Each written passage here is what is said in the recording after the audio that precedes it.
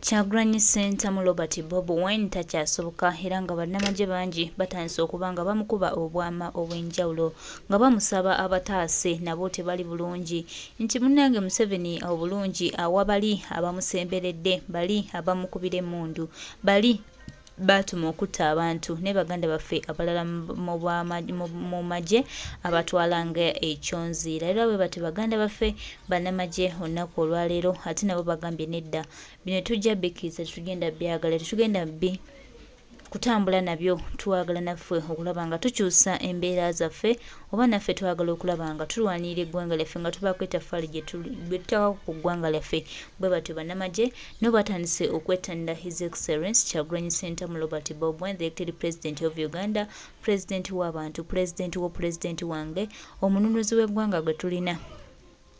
Kyagulanyi Center mu Robert Bobi Wine tubebaza nnyo baganda baffe mu magye mwebale kuyimukiramu mwebale kwagala nkyukakyuka mwebale kulaba nti ddala Kyagulanyi Center mu Robert Bobi Wine yasaanidde era munnange gwe tunuulidde ffenna Uganda ne bannayuganda ffenna nga twegasse wamu tujja kuba nga tununula eggwanga lyaffe tuwali kigenda gaana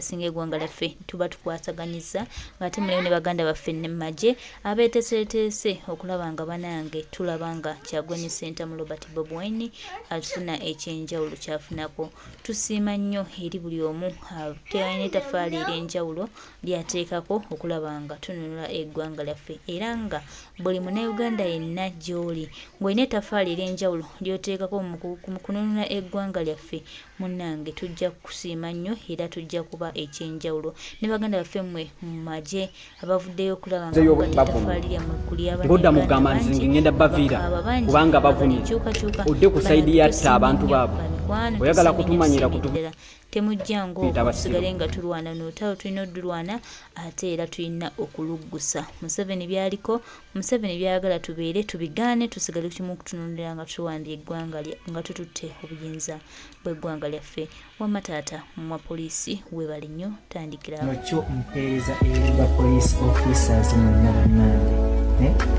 banemukola ebintu ebiriyo abantu batukyaye naye ng'ate mwe muleetedde abantu okuba nga batukyawa akaseera kembaddeko ku TikTok nina ekintu kyendabye omuntu najja n'akuvuma mwatutama mwakola mutya naye lwakuba mmwe so bannange mweddeko guys kambabuleko ekintu kino ekyamazima intelligence nnene nnyo abasirikale bangi ndowooza omuntu yenna nga wali okuliddeko mu kyalo nga oli ewaka wali abaana abangi mubaamu abaana baba n'empisa embi okitegeera nga ye buli kayisa akabi konna konna kali kwoyo kati be bantu be bamu abava eyo abaali mu kyalo bakuba bakazi emiggo abamu kwegamba bali eyo bayizi bakola batya tebalina mpisa bonna bajja ne beenyiga mu poliisi kati be batuuka ne bavumiriza buli muntu n'omusirikale atalina buzibu nye guys kambabuleko ekintu kino si buli musirikale nti mubi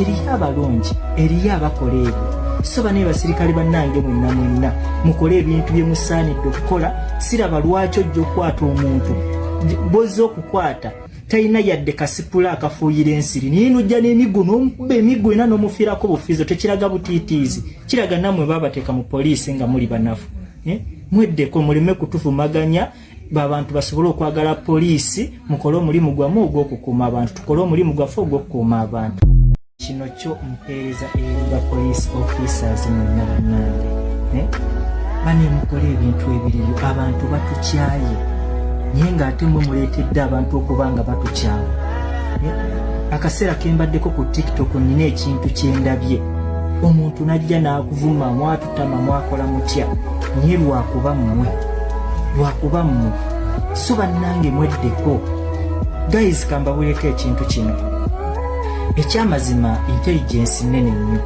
abasirikale bangi ndowooza omuntu yenna nga wali okuliddeko mu kyalo nga oli ewaka wali abaana abangi mubaamu abaana baba n'empisa embi okitegeera nga ye buli kayisa akabi konna konna kali kwoyo kati be bantu be bamu abava eyo abaali mu kyalo bakuba bakazi emiggo abamu kwegamba bali eyo bayizi bakola batya tebalina mpisa bonna bajja ne beenyiga mu poliisi kati bebatuuka ne bavumiriza buli muntu n'omusirikale atalina buzibu. Nye guys kambabuleko ekintu kimu, si buli musirikale nti mubi, eriyo abalungi, eriyo abakola ebyo. So bane basirikale bannange mwenna mukole ebintu bye musaanidde okukola. Siraba lwaki ojja okukwata omuntu bozza okukwata talina yadde kasipula akafuuyira ensiri naye nojja n'emiggo n'omukuba emiggo ena n'omufiirako bufiizo. Tekiraga butiitiizi, kiraga nammwe babateeka mu poliisi nga muli banafu. Mweddeko muleme kutuvumaganya abantu basobole okwagala poliisi, mukole omulimu gwamu ogw'okukuuma abantu, tukole omulimu gwaffe ogw'okukuuma abantu.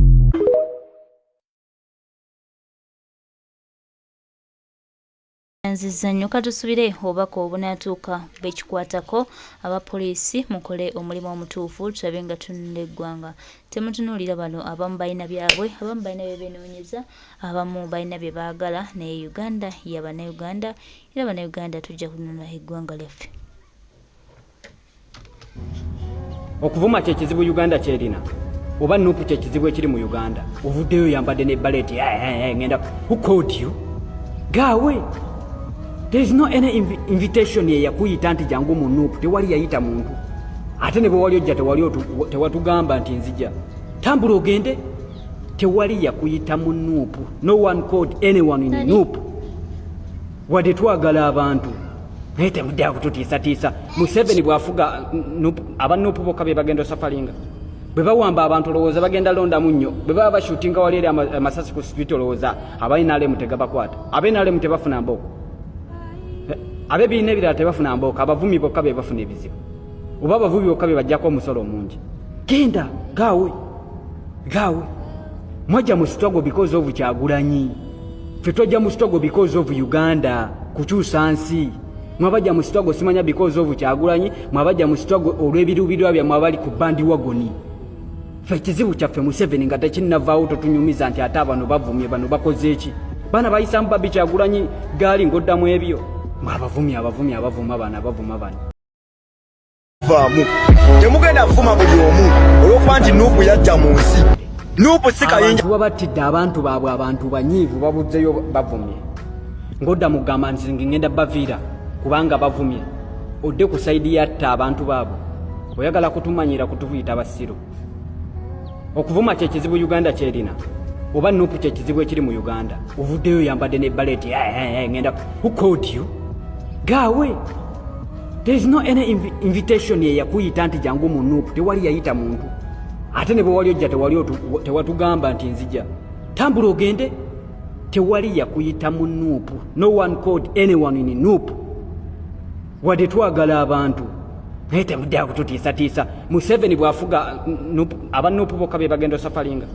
Bwe bawamba abantu olowooza bagenda londamu nnyo. Bwe baba bashutinga wali eri amasasi ku street olowooza abayinaalemu tegabakwata. Abayinaalemu tebafuna mbooko.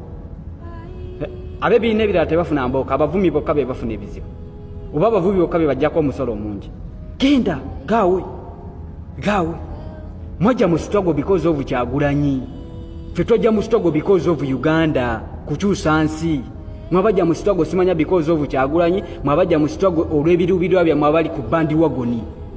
Ffe ekizibu kyaffe Museveni nga tekinnavaawo totunyumiza nti ate abano bavumye bano bakoze eki. Baana bayisamu Babi Kyagulanyi gaali ng'oddamu ebyo. Abavumi abavuma bano. Eyo nayo ensonga kukutta abantu ne kukubba essente z'eggwanga. Abantu bali depressed.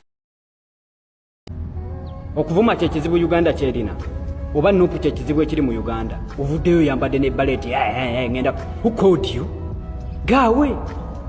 There is no any invitation ye yakuyita nti jangu mu nuupu, tewali yayita muntu. Ate ne bwe wali ojja tewatugamba nti nzija. Tambula ogende, tewali yakuyita mu nuupu. No one called anyone in nuupu. Wadde twagala abantu. Naye temudde akututiisatiisa. Museveni bw'afuga abanuupu bokka be bagenda safalinga. Bwe bawamba abantu olowooza bagenda londamu nnyo. Bwe baba bashutinga wali eri amasasi ku street olowooza abayinaalemu tegabakwata. Abayinaalemu tebafuna mbooko. Abebiina ebirala tebafuna mbooko, abavumi bokka be bafuna ebizibu. Oba abavubi bokka be bajjako omusolo omungi. Genda gaawe. Mwajja mu struggle because of Kyagulanyi. Ffe twajja mu struggle because of Uganda kukyusa nsi. Mwabajja mu struggle simanya because of Kyagulanyi, mwabajja mu struggle olw'ebirubirwa byammwe abali ku bandi wagoni. Ffe ekizibu kyaffe Museveni nga tekinnavaawo totunyumiza nti ate abano bavumye bano bakoze eki. Baana bayisamu Babi Kyagulanyi gaali ng'oddamu ebyo. Abavumye abavuma bano. Eyo nayo ensonga kukutta abantu ne kukubba essente z'eggwanga. Abantu bali depressed basanga kye boogera because bali depressed. Embeera inasooka kukyuka ne twetereeza. Oli awo ngenda kubiva who called you? Gawe tetwagala gasiya.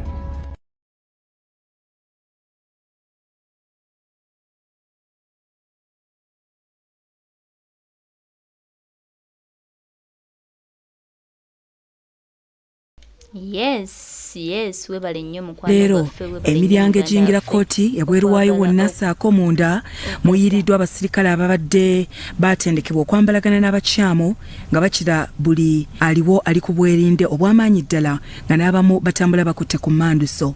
Yo kooti munda ejjudde n'okubooga n'ebooga olw'abantu abavudde mu bitundu eby'enjawulo nga bazze okubeerawo ng'abajulizi nga Kopoliyamu Kasolo ne banne abataano batyemulirwa emisango n'okuweebwa ebibonerezo nga Agusito ennaku z'omwezi 3 omwaka 2019 emirambo okwali ogw'omuwala Maria Nagirinya ne dereva we Ronald Kitayimbwa gyasangibwa ku kyalo Nakitutuli mu ggombolola y'Ennama nga bano baali bawambibwa okuva e Busega nga batuuka mu kifo Nagirinya we yali abeera.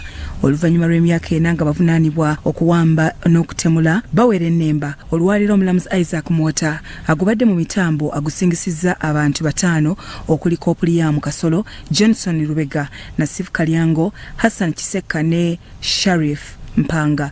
Kyokka ne yejeereza Sadat Kateregga olw'obujulizi obumuluma okuba nti bwa bulamu.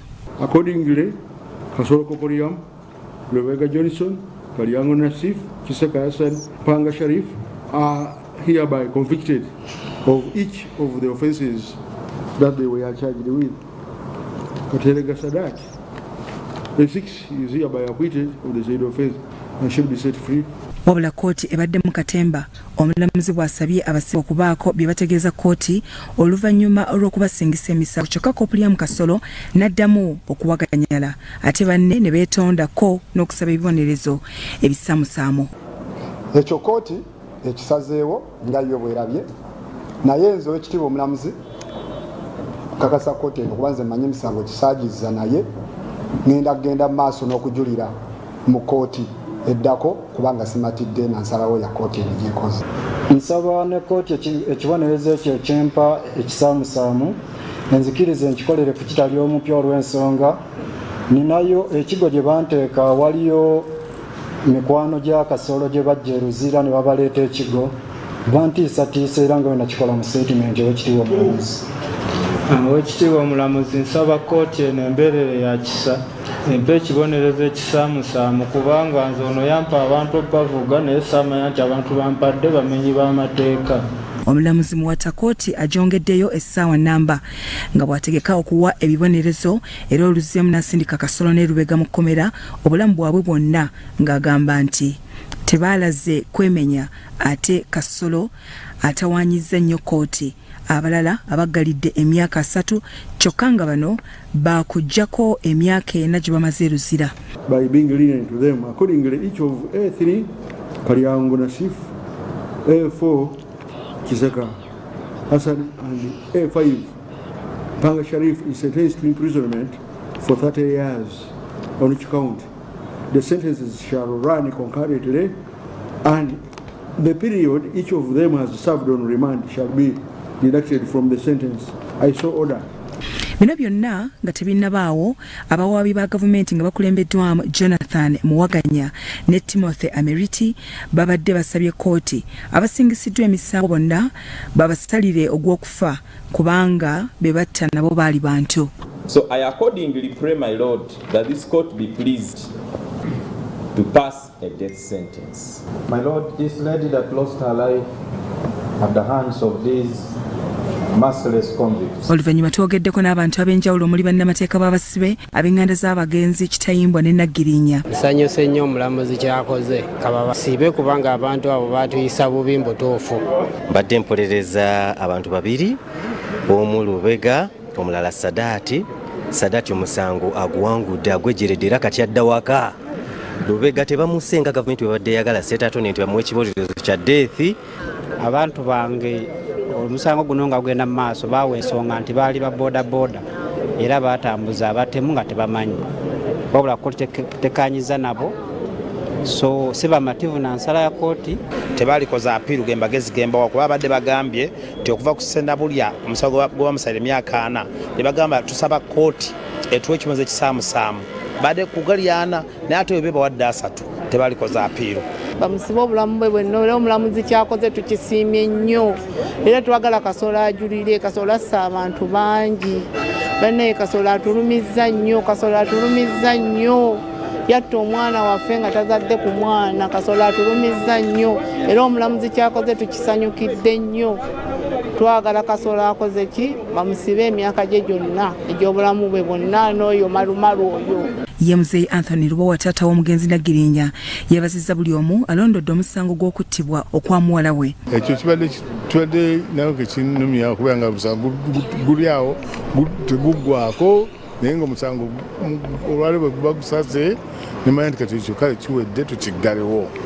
Naye njaga nnyo okwebaza mmwe ab'amawulire mukoze omulimu munene nnyo naye ate neebaza public kuba public ennyambye nnyo okuguma kati omulamuzi kyasazeewo katukitwala kyekituufu ekikusaaliddwawo. Nga obudde buzimeera Kopulyamu Kasolo atandise olugendo olumutwala e Luzira okutandika olugendo lw'obulamu bwe bwonna nga ne banne nabo batwaliddwa batandike ku kibonerezo ekibaweereddwa.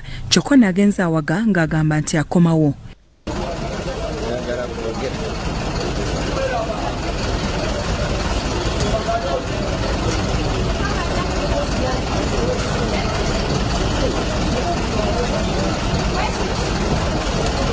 Robert Mutebi ne Yasin Chikoyo, Salt TV Omunyo.